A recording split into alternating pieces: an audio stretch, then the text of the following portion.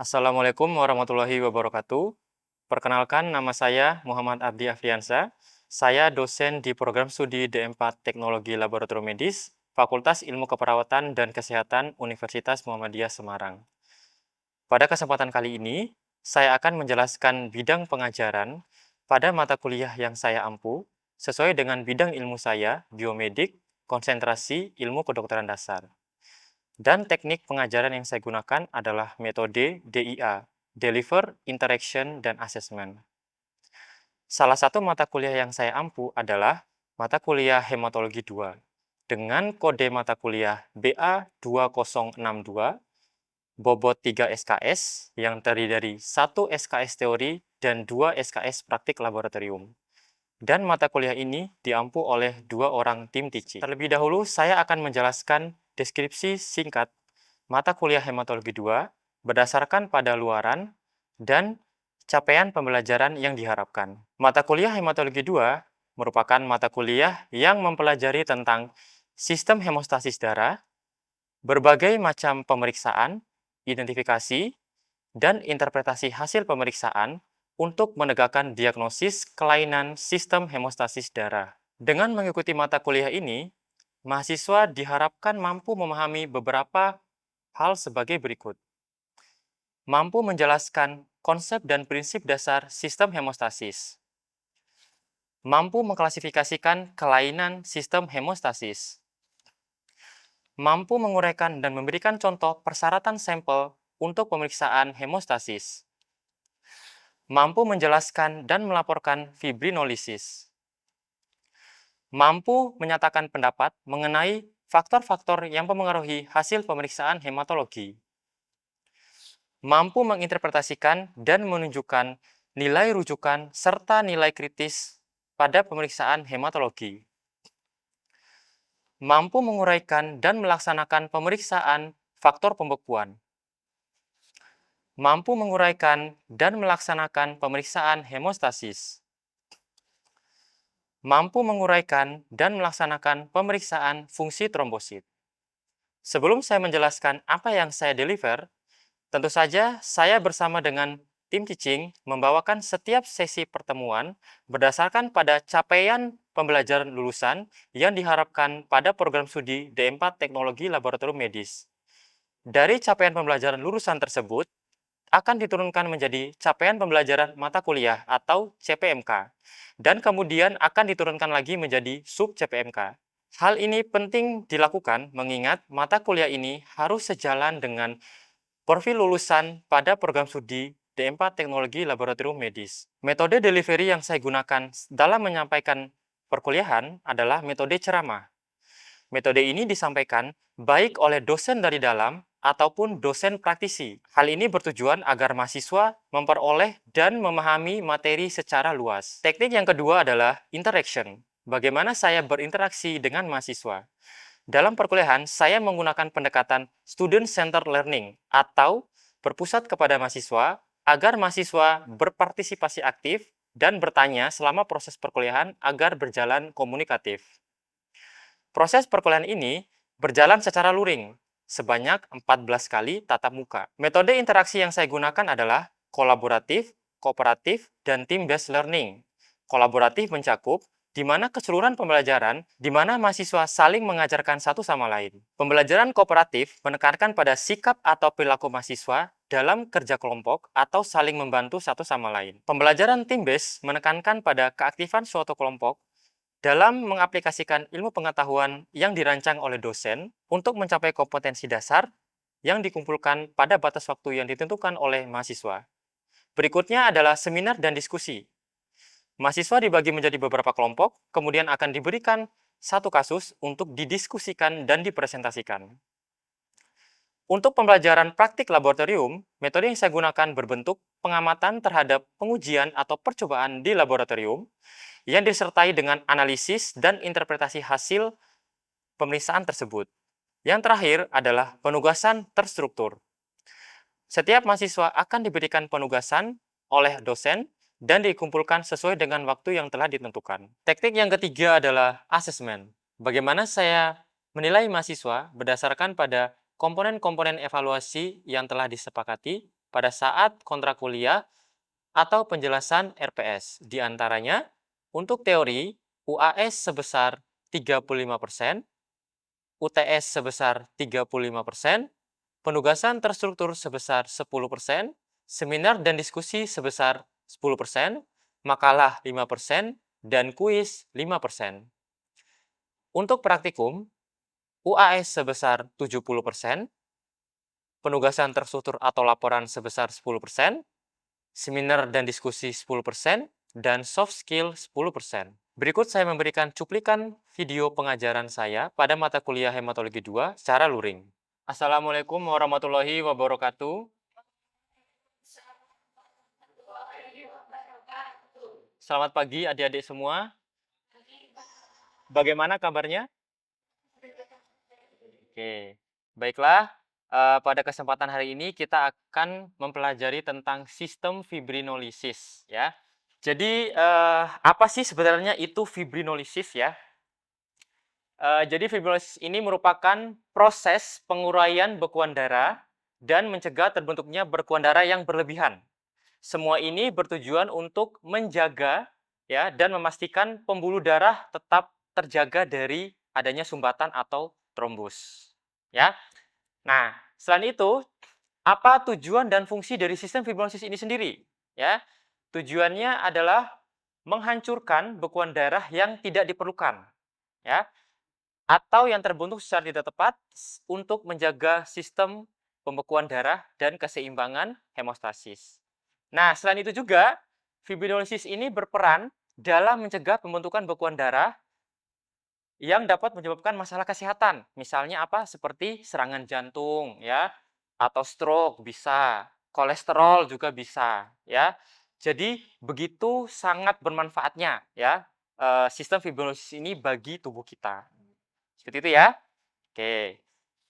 Nah, terus kemudian berikutnya ada beberapa jenis dari fibrinolisis itu sendiri, ya. Yang pertama itu ada fibrinolisis primer, ya, dan kemudian ada fibrinolisis sekunder, ya. Sebelumnya mungkin ada yang bisa menjelaskan apa itu fibrinolisis primer dan fibrinolisis sekunder? Oke, iya, silakan Sofia. Saya yang pertama kan fibrinolysis itu terbagi menjadi dua, ada yang primer dan sekunder. Ya. Nah, untuk yang primer ini itu merupakan proses fisiologis yang terjadi secara alami yang merupakan proses pemecahan bekuan darah sebagai bagian dari pembentukan luka secara normal oleh tubuh. Nah, sedangkan yang sekunder itu merupakan proses pembekuan darah sebagai akibat dari reaksi terhadap kondisi medis seperti trauma atau pemicu eksternal lain. Ya, oke. Terima kasih Sofia. Betul apa yang dikatakan oleh teman kalian itu ya. Jadi fibrinolisis primer ini merupakan suatu proses fisiologis secara alami, ya. Jadi prosesnya itu terjadi secara alami. Tidak ada pemicu secara eksternal, ya. Misalnya pada saat kita teriris ya ataupun tergores benda tajam, ya kan, otomatis kan terjadi luka ya di permukaan kulit kita, maka sistem fibrinolisis primer ini akan aktif dengan sendirinya. Ya, tujuannya apa? Untuk memecah bekuan darah ya dan juga merupakan suatu mekanisme dari penyembuhan luka tersebut. Ya, jadi kesimpulannya yang primer ini terjadi secara alami, ya, yang merupakan respon dari penyembuhan luka itu sendiri, ya. Kemudian yang kedua ada fibrinolisis sekunder. Nah, fibrinolisis sekunder ini adalah kebalikan dari fibrinolisis primer. Kalau yang fibrinolisis primer ini terjadi secara alami, kalau yang fibrinolisis sekunder ini terjadi secara dengan adanya rangsangan ataupun pemicu secara eksternal. Misalnya apa ya? Misalnya ada kondisi medis, penyakit-penyakit tertentu, ya. Kemudian ada trauma benda tajam, ya. Kemudian ada pemicu-pemicu eksternal lainnya, ya. Jadi yang sekunder ini terjadi akibat adanya pemicu eksternal. Kalau misalnya tidak ada pemicu eksternal, maka proses fibrinolisis sekunder ini tidak akan terjadi. Seperti itu, ya. Nah, jadi kita sudah mengetahui ya perbedaan antara kedua jenis dari sistem fibrinolisis ini. Nah, kemudian berikutnya ada komponen fibrinolisis, ya. Yang pertama ada plasminogen, ya. kemudian ada aktivator plasminogen ya, lalu ada inhibitor plasminogen. Nah, jadi ada 3 komponen utama ya yang berperan dalam sistem fibrinolisis. Oke, kita menuju ke yang pertama ya, yaitu plasminogen. Apa sih itu plasminogen ya? Jadi plasminogen ini adalah protein yang disintesis oleh hati. Nah, plasminogen ini merupakan prekursor ya, prekursor dari enzim plasmin. Nah, dalam melaksanakan tugas dan fungsinya, plasminogen ini dia adalah bentuk yang tidak aktif. Nah, bagaimana kalau dia supaya menjadi aktif ya, menjalankan tugas dan fungsinya, maka dia harus dikonversi dulu menjadi plasmin. Nah, ya. Nah, sehingga nanti kalau sudah berubah menjadi plasmin, nanti akan bisa memulai proses fibrinolisis. Itu ya. Oke, kemudian berikutnya ada aktivator plasminogen. Nah, aktivator plasminogen. Apa sih itu ya? Jadi merupakan suatu enzim yang mengubah plasminogen menjadi plasmin. Yang tadi komponen yang pertama tadi. Ya. Plasminogen ini tidak akan menjadi aktif kalau dia tidak dirubah menjadi plasmin. Siapa yang merubahnya? Yaitu aktivator plasminogen. Gitu ya.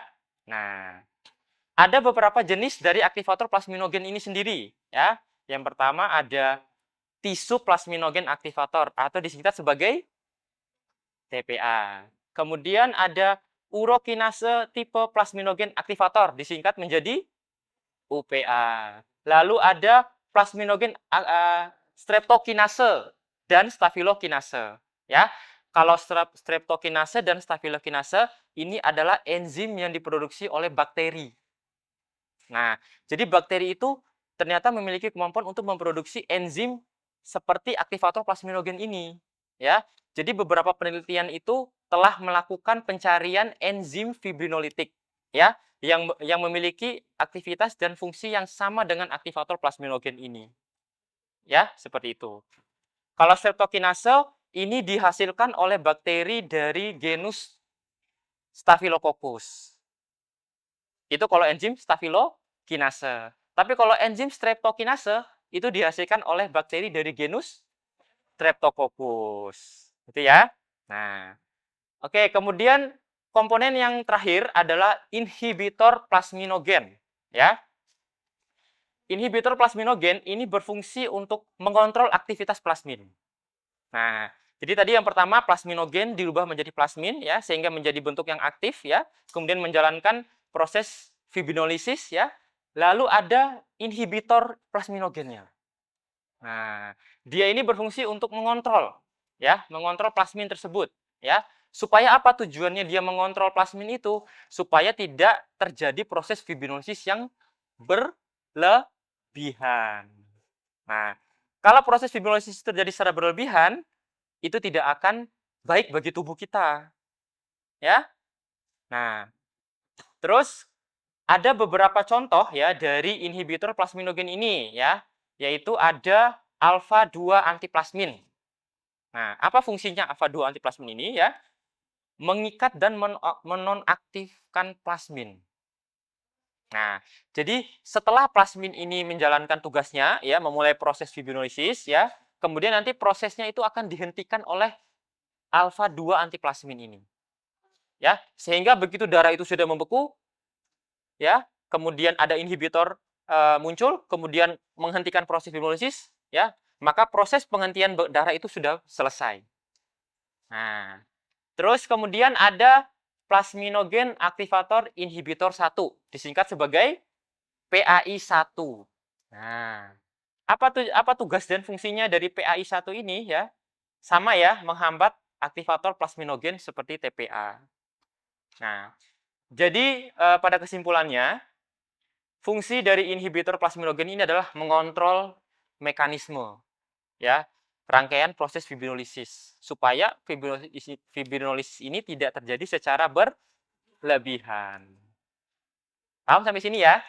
Oke.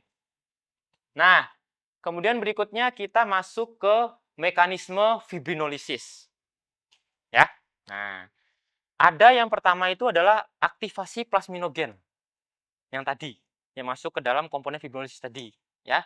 Jadi dia harus teraktivasi dulu supaya bisa memulai proses fibrinolisis ini. Ini awalnya nih, ya. pemicu awalnya, ya. Nah, plasminogen ini diubah menjadi plasmin, ya, oleh aktivator plasminogen. Ya, tadi apa contoh aktivator plasminogen? TPA dan IUPA. Lalu ada lagi yang diproduksi oleh bakteri tadi, namanya apa? Streptokinase, staphylokinase. Ya, nah. Kemudian berikutnya, setelah plasminogen teraktivasi, ya, maka akan terjadi pengikatan plasmin pada fibrin. Jadi plasmin yang terbentuk tadi, ya, itu dia akan terjadi suatu reaksi yang ikatan dengan fibrin, ya, sehingga nanti terjadi suatu rangkaian benang-benang fibrin. Jadi benang-benang fibrin inilah dia yang akan membungkus sel darah merah, ya, sehingga nanti akan berperan dalam menghambat aliran darah. Menghambat aliran darah di sini yaitu pada saat misalnya proses terjadi perdarahan, misalnya pada saat kita terjadi luka, ya, kita teriris atau mungkin terkena benda tumpul, ya, nanti kan darah kita keluar tuh, ya kan? Nah, kalau misalnya darah kita keluar secara terus-menerus, apa yang terjadi? Bahaya, kita bisa kehilangan darah. Kan berakibat fatal kan? Nanti plasmin aktivasi itu akan berikatan dengan fibrin, akan membentuk sumbatan. Sehingga darah itu berhenti keluar. Nah, kemudian proses berikutnya adalah degradasi fibrin. Loh, kenapa kok sudah dibentuk terus kemudian dihancurkan lagi? Kenapa? Karena kalau misalnya fibrin, ya, itu terus ada di pembuluh darah kita, ya, maka nanti darah kita akan tersumbat secara terus-menerus. Ini ada pemeriksaannya nih untuk memeriksa FDP pada pasien, ya, sampel pasien, itu ada jenis pemeriksaannya. Kemudian yang terakhir adalah mekanisme regulasi fibrinolisis. Nah, ya, jadi proses regulasi ini itu adalah bertujuan untuk mengontrol tadi, ya, mengontrol proses fibrinolisis. Begitu ada luka terjadi perdarahan, fibrinolisis ini akan aktif, ya. Kemudian setelah selesai menjalankan fungsinya, maka fibrinolisis ini akan dinonaktifkan lagi. Nah, siapa yang mengatur proses nonaktif tadi? Inhibitor plasminogen. Apa contohnya tadi? Inhibitor plasminogen. PAI-1. Nah, PAI-2, betul ya. Nah, jadi inhibitor plasminogen contohnya PAI-1, PAI-2 ya. Ini dia nanti akan mengontrol proses aktivitas fibrinolisis. Nah, tugasnya sangat penting ini meregulasi. Ya, kalau tidak ada yang mengatur nanti fibrinolisis akan terjadi secara berlebihan. Nah, lalu berikutnya ada kelainan sistem fibrinolisis. Ya, kelainan sistem fibrinolisis ya. Kelainan sistem fibrinolisis ini mengacu kepada masalah dalam penguraian bekuan darah. Nah, contohnya pada apa? Misalnya pada pasien kardiovaskuler, stroke, ya, kemudian kolesterol. Kan itu terjadi sumbatan pada pembuluh darahnya kan? Terjadi akibat apa? Akibat adanya bekuan darah atau trombus tadi itu. Bagaimana kalau misalnya proses fibrinolisis ini tidak terjadi secara normal? Akan memicu terjadinya perdarahan secara berlebihan. Apa dampak atau efek dari terjadinya perdarahan secara berlebihan? Kita bisa kehilangan banyak darah dan itu bisa berakibat fatal, ya. Nah, atau sebaliknya juga dapat memicu terjadinya pembentukan bekuan darah. Ini sebaliknya. Nah, jadi kelainan pada sistem fibrosis ini bisa terjadi secara dua cara. Yang pertama itu adalah masalah dalam penguraian bekuan darah. Itu yang pertama. Terus kemudian ada lagi yang kedua, masalah dalam pembentukan bekuan darah. Kebalikannya. Nah, jadi kalau masalah pada penguraian bekuan darah, maka nanti darahnya kesulitan untuk membeku. Darah akan keluar terus. Tapi kalau kesulitan dalam pembentukan bekuan darah juga sama, darahnya akan keluar terus. Tidak ada yang menghalangi darah itu keluar. Paham ya maksud saya? Nah, seperti itu ya. Nah, kelainan pada sistem fibrinolisis ini dibedakan menjadi dua. Nah, berdasarkan apa? Tinggi atau rendahnya aktivitas fibrinolitik tadi. Itu ya. Nah, sekarang kita masuk ke kelainan sistem fibrinolisis lagi, lanjutannya ya. Nah, tadi kelainan sistem fibrinolisis dibedakan berdasarkan tinggi atau rendahnya aktivitas fibrinolitik. Nah, aktivitas fibrinolitik yang tinggi disebut sebagai hiperfibrinolisis. Kalau yang rendah disebut sebagai hipofibrinolisis. Nah, sudah semakin jelas ya sekarang ya. Oke. Sekarang kita lihat satu-satu. Yang pertama, hiperfibrinolisis. Ya, merupakan suatu kondisi di mana tubuh melakukan proses penguraian atau pemecahan bekuan darah secara aktif dan berlebihan. Aktif. Dia aktif ya, melakukan proses fibrinolisis ya, sehingga nanti bisa berdampak pada kehilangan banyak darah. Bisa, ya. Nah, apa yang terjadi kalau misalnya mengalami hiperfibrinolisis? Ya. Nih, dapat meningkatkan resiko perdarahan yang berlebihan tadi ya. Oke, kemudian kelainan ini dapat mengganggu keseimbangan hemostasis. Kenapa kok bisa mengganggu keseimbangan hemostasis? Karena proses pemecahan bekuan yang terlalu aktif dan cepat berpotensi meningkatkan komplikasi perdarahan. Ya, baru saja darahnya keluar itu sudah dihentikan. Nah, jadi terlalu secara cepat dan juga berlebihan, tidak terkontrol. Ya, ini juga akan berdampak ya, berbahaya. Ya. Kemudian berikutnya ada hipofibrinolisis. Nah, kebalikan dari hiperfibrinolisis ya, yang di mana tubuh tidak mampu dalam menguraikan atau memecah bekuan. Dia tidak mampu menguraikan atau memecah bekuan, sehingga bekuan yang terdapat di pembuluh darah itu akan ada terus. Ya, efeknya apa? Darah menjadi tidak lancar.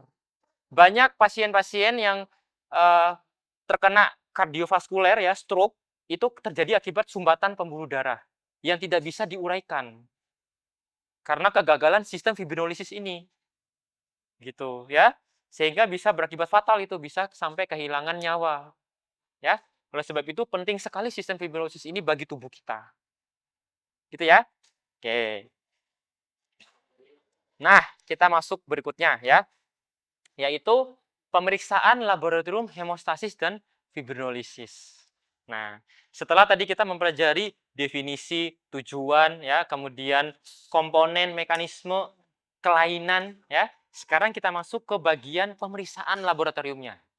Ya, kita sebagai teknologi laboratorium medis ya, itu harus mengetahui ya, apa saja jenis-jenis pemeriksaan yang dilakukan. Kalau misalnya kita mendapatkan sampel darah dari pasien yang mengalami gangguan faktor pembekuan darah. Ya. Nah, tes-tes hemostasis ya, atau uji laboratorium hemostasis ya, ini meliputi ada tes penyaring, screening test ya, screening test ya. Kemudian ada tes khusus ya, atau tes lanjutan. Nah, untuk apa? Untuk mendeteksi gangguan sistem koagulasi dan fibrinolisis. Nah, oke, kita masuk ke yang pertama, tes penyaring. Apa saja yang masuk ke dalam tes penyaring? Hitung trombosit, itu masuk itu, ya. Pemeriksaan massa protrombin, ya. Lalu pemeriksaan massa trombin, ya. Kemudian dan massa tromboplastin parsial teraktivasi. Nah, ini masuk ke dalam pemeriksaan screening. Ya, screening, pemeriksaan penyaring awal. Ya. Nah, kemudian ada pemeriksaan lanjutan atau tes khusus. Meliputi apa? Agregasi trombosit. Ya. Agregasi itu apa?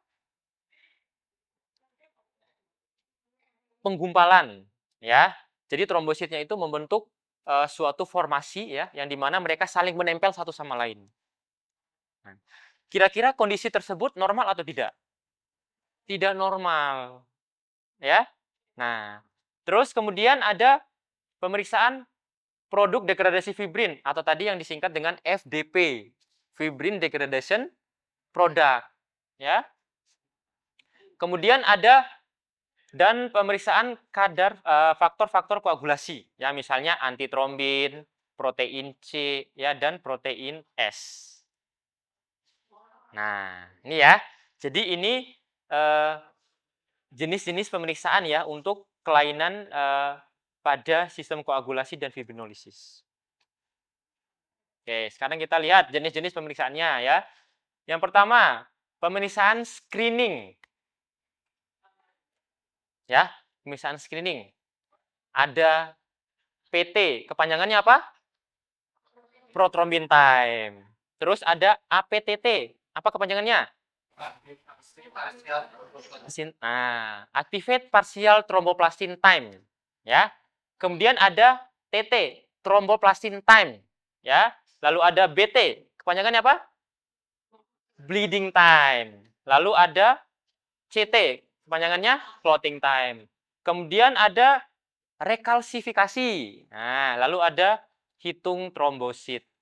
Ini semua adalah jenis-jenis pemeriksaan screening atau penyaring. Jadi sebelum pasien itu didiagnosis mengalami gangguan pada sistem koagulasi dan fibrinolisis, maka pemeriksaan ini yang awal diperiksa. Kalau misalnya pemeriksaan ini tidak normal, maka pasien tersebut mengalami gangguan sistem koagulasi dan fibrinolisis. Maka dari itu perlu pemeriksaan lanjutan ya untuk mengkonfirmasi, yaitu dengan pemeriksaan faktor Assay 8 dan 9. Terima kasih atas perhatiannya ya. Baiklah, apakah ada yang ingin ditanyakan dari materi kita hari ini? Terima kasih Pak, izin bertanya. Apa peranan sistem fibrinolisis pada tubuh? Ya, terima kasih Gilman. Apakah ada yang ingin menjawab pertanyaan dari Gilman? Ya, silakan Adit. Sebelumnya terima kasih izin menjawab pertanyaan dari fibrinolisis berperan penting dalam mencegah pembekuan darah yang berlebihan yang dapat menyebabkan masalah kesehatan jantung dan stroke. Ya, oke. Jadi itu ya. Jadi sistem fibrinolisis ini sangat berperan penting ya bagi tubuh kita, ya, terutama dalam menghentikan proses perdarahan, ya. Karena kalau misalnya terjadi kegagalan pada sistem fibrinolisis, ya, maka akan meningkatkan risiko perdarahan yang berlebihan. Jadi sudah paham ya tentang materi hari ini ya? Oke, baiklah kalau begitu saya akan melakukan evaluasi. Apa tujuan dari sistem fibrinolisis? Izin menjawab ya Pak ya. Jadi tujuan dari sistem fibrinolisis yaitu menghancurkan bekuan darah yang tidak diperlukan atau yang terbentuk secara tidak tepat untuk menjaga keseimbangan sistem pembekuan darah atau yang biasa disebut dengan hemostasis. Iya, ya, betul ya. Nah, jadi peranan dari sistem fibrinolisis ini ya, yaitu untuk menghancurkan, menguraikan bekuan darah yang terbentuk di dalam pembuluh darah, ya. Semua mekanisme itu ya, tujuannya untuk apa? Menjaga sistem keseimbangan pada pembuluh darah ya, atau yang kita kenal dengan hemostasis, ya. Nah, kemudian berikutnya sebutkan ya, jenis-jenis pemeriksaan laboratorium untuk hemostasis dan fibrinolisis. Yang pertama pemeriksaan screening dulu. Ya, silakan Latifah. Terima kasih, izin menjawab. Pemeriksaan screening atau tes penyaring dapat meliputi pemeriksaan PT, pemeriksaan APTT, pemeriksaan TT, pemeriksaan BT, dan pemeriksaan CT, juga pemeriksaan rekalsifikasi dan pemeriksaan hitung trombosit. Ya, betul. Ya, sama-sama. Nah, jadi itu ya. Jadi pemeriksaan screening itu tujuannya apa ya? Kita ini ingin melihat apakah spesimen yang kita peroleh itu memang benar-benar bahwa pasien tersebut mengalami gangguan pada faktor pembekuan darah atau tidak, ya. Jadi kita terlebih dahulu melakukan pemeriksaan screening atau penyaring. Nah, kemudian nanti kalau misalnya dari pemeriksaan screening atau penyaring itu ditemukan hasil yang tidak normal, ya, maka pasien tersebut dicurigai mengalami gangguan faktor koagulasi dan sistem fibrinolisis, ya. Maka dari itu perlu dilakukan pemeriksaan khusus atau lanjutan. Baiklah, cukup ya untuk materi kita pada hari ini terkait sistem fibrinolisis ya. Kurang dan lebihnya saya mohon maaf ya. Terima kasih. Demikian cuplikan pengajaran saya pada mata kuliah Hematologi 2 secara luring. Terima kasih atas perhatiannya. Wassalamualaikum warahmatullahi wabarakatuh.